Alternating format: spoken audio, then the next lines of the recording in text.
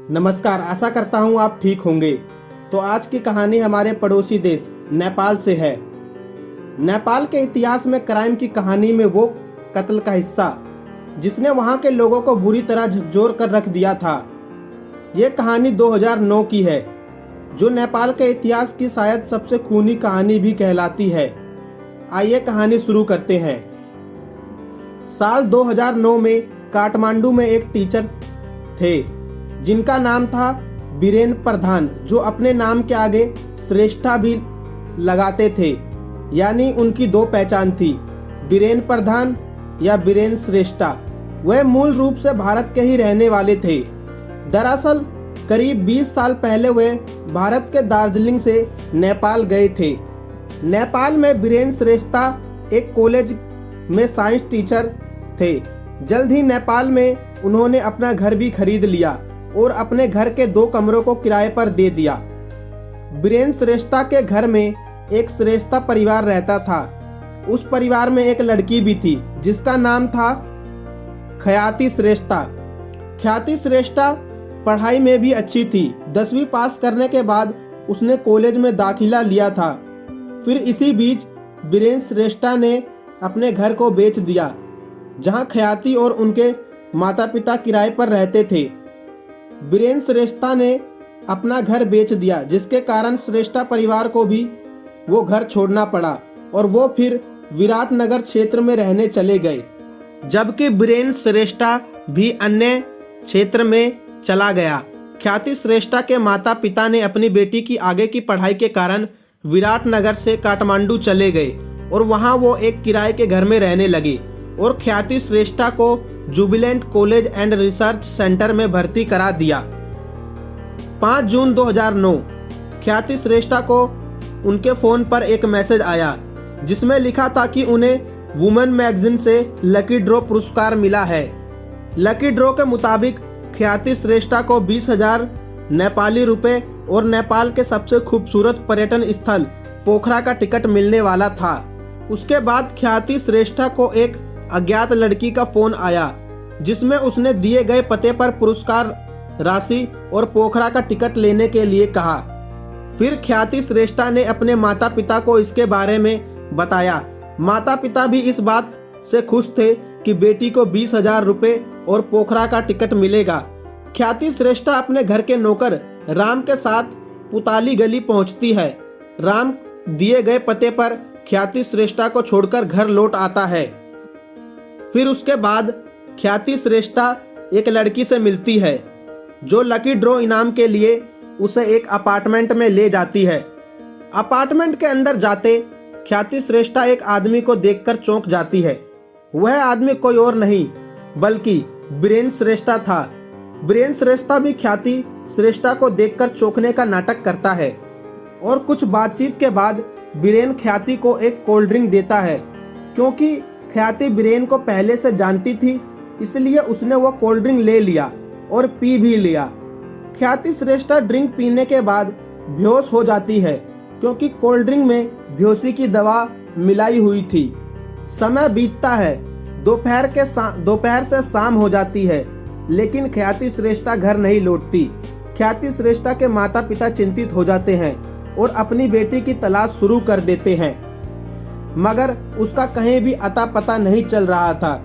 उन्होंने सभी रिश्तेदारों से फोन करके पूछा, आसपास के पड़ोसियों से पूछा, लेकिन ख्याति श्रेष्ठा का कहीं भी पता नहीं चला। शाम को ख्याति के पिता के मोबाइल पर एक मैसेज आता है।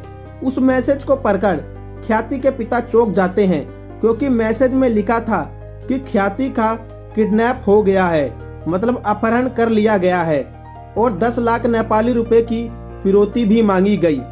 मैसेज का अगला भाग पढ़कर ख्याति के पिता और ज्यादा चौंक जाते हैं, क्योंकि उसमें लिखा था कि अगर उसने इस बारे में किसी को कुछ भी बताया या पुलिस के पास गए तो ख्याति को मार देंगे।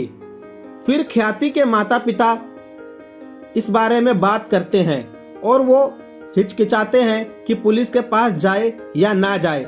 आखिरकार वो बाद में तय करते हैं कि वह इस किडनैपिंग के बारे में पुलिस को किसी भी प्रकार की सूचना नहीं देंगे। फिर रात बीत जाती है, लेकिन अगली सुबह ख्याति के पिता को एक और मैसेज आता है। उन्हें 10 लाख रुपए लेकर बुटवाल आना है।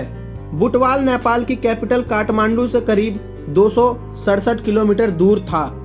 जैसे ही ख्याति के माता पिता बुटवाल पहुंचते हैं, उन्हें एक और मैसेज मिलता है कि उन्हें बुटवाल की बजाय चितवाल आना है। चितवाल बुटवाल से करीब 115 किलोमीटर दूर था। फिर जैसे ही ख्याति के माता पिता चितवाल पहुंचते हैं, उन्हें फिर से एक मैसेज मिलता है जिसमें कहा गया था कि अब उन्हें सुनाली पहुंचना है। फिर ख्याति के माता पिता सुनाली के लिए निकल जाते हैं और सुनाली पहुंचने के बाद फिर से उन्हें एक और मैसेज मिलता है कि उन्हें दार्जिलिंग पहुंचना है। फिर वो भारत की सीमा पार करते हैं और आ जाते हैं। दार्जिलिंग पहुंचने के बाद उन्हें फिर एक मैसेज मिलता है जिसके अनुसार उन्हें ककरबिट्टा पहुंचना होता है, जो कि नेपाल में ही था। फिर वो नेपाल में ककरबिट्टा पहुंचते हैं, जहां उन्हें एक और मैसेज मिलता है और इस बार मैसेज में एक होटल का एड्रेस दिया होता है, जहां उन्हें फिरौती के 10 लाख नेपाली रुपए देने होते हैं। जैसे ही वो होटल पहुंचते हैं, वहां बीरेन श्रेष्ठा को देखकर चौंक जाते हैं, लेकिन फिर उन्हें एक और मैसेज मिलता है कि जिसमें लिखा था कि होटल के कमरे में केवल नौकर राम ही पैसे लेकर आ सकता है और राम के अलावा किसी को अंदर आने की जरूरत नहीं है। नौकर राम एक आदमी से मिलता है जो उससे पैसे लेता है। राम उस व्यक्ति को पहचान लेता है और वह कोई और नहीं बल्कि बीरेन श्रेष्ठा होता है। राम उस व्यक्ति को पैसे दे देता है। अब ख्याति श्रेष्ठा के माता पिता को उम्मीद थी कि उन्होंने पैसे दे दिए हैं तो शायद उनकी बेटी वापस आ जाएगी। यह सोचकर वह काठमांडू वापस लौट जाते हैं। अगले दिन फिर सुबह से शाम तक पूरा दिन बीत जाता है, मगर ख्याति श्रेष्ठा वापस नहीं आती। फिर ख्याति श्रेष्ठा के माता पिता चिंतित हो जाते हैं, जिसके बाद वो फिर पुलिस स्टेशन जाते हैं और अपनी बेटी की किडनैपिंग के बारे में बताते हैं। फिर पुलिस उनसे पूछताछ में पूछती है कि क्या उन्होंने इस पूरी घटना के दौरान कुछ अलग और अजीब महसूस किया। तभी ख्याति की मां ककरबिट्टा के उस होटल में बीरेन श्रेष्ठा को देखने के बारे में बताती है। फिर पुलिस इन्वेस्टिगेशन चालू करती है और शक के आधार पर बीरेन श्रेष्ठा का पता लगाना शुरू करती है। पर इसी दौरान कुछ दिनों बाद पुलिस को अलग अलग जगह से मानव शरीर के टुकड़े मिलने की खबर मिली। कहीं हाथ के 2 टुकड़े मिले तो कहीं पैर के 3 टुकड़े। पुलिस इन टुकड़ों को इकट्ठा करती रहती है और दूसरी तरफ ख्याति श्रेष्ठा को लापता हुए 15 दिन बीत चुके थे। कुछ दिनों बाद बीरेन श्रेष्ठा पुलिस के हत्थे चढ़ जाता है और पुलिस उसे गिरफ्तार कर लेती है। फिर पुलिस उससे सख्ती से पूछताछ शुरू करती है, जिसकी वजह से वो टूट जाता है। फिर वो पूरी कहानी शुरू से बताता है। बीरेन श्रेष्ठा एक अच्छे परिवार से था।